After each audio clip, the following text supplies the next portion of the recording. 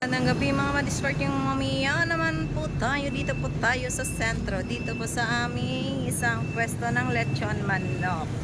Yan po kung inyo po mapapansin. Yan po medyo maingay po talaga yung mga sasakyan. Yan po. Ngayon wala po tayong customer. Pero maya maya po magkakaroon na po yan. Yan po yung ating pwesto. Marami po yung sasakyan. Yan po mga madiscarding mommy. Pupunta muna po tayo sa palengke. Yan po yung aking service. Bali, e-bike lang po muna tayo. So, paano po mga madiscarding mommy?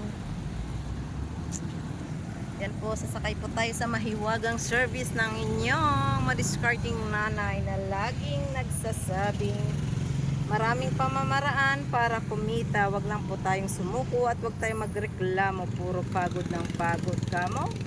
Diyan po tayo magkakapera. Sa atin po mga madiscarding mommy na nasa bahay lamang.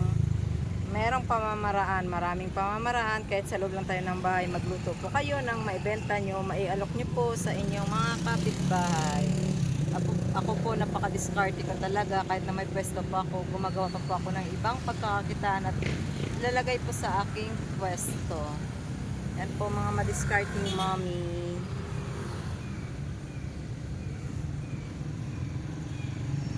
Bye muna. Maraming salamat and God bless.